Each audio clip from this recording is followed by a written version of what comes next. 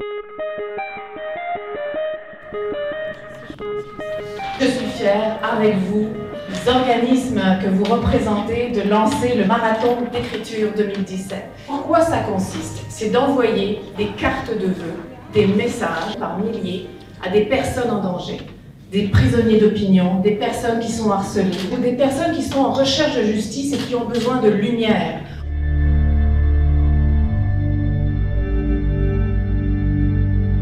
Dans les cas qu'on a choisis cette année, il y a le cas d'une personne proche de chez nous, Melanie Morrison. Melanie fait partie de ces nombreuses femmes autochtones au pays qui recherchent la justice, qui demandent justice pour les femmes autochtones assassinées, disparues.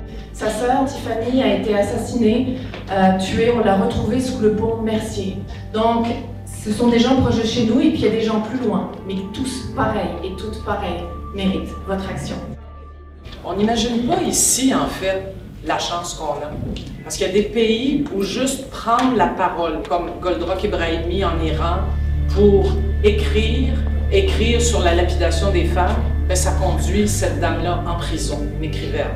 C'est important de défendre donc des gens qui, ailleurs, eux-mêmes et elles-mêmes risquent la torture, le viol, la mort, parce que simplement, ils et elles ont pris la parole. Par exemple, Mahadine, au Tchad, il a publié un statut Facebook, en fait, il a fait une vidéo qu'il a partagée sur Facebook, et à cause de ça, il s'est fait kidnapper et emprisonné pour un temps indéterminé. Un statut Facebook qui dénonçait la corruption gouvernementale au Tchad. Moi, je fais ça tous les jours depuis 10 ans, tu sais, au Québec. Je pense aussi à un autre cas, un autre exemple, Taner Kilic, qui travaillait pour Amnesty International en Turquie. Alors, c'est une des premières fois qu'un membre d'Amnesty International se fait emprisonner.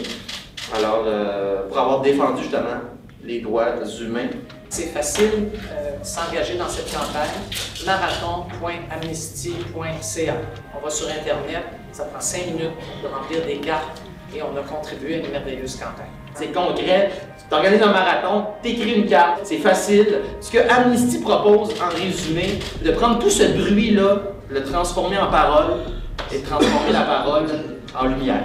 Avec ces milliers de cartes, on a un pouvoir. On peut influencer les autorités carcérales, on peut influencer les autorités politiques et libérer des personnes.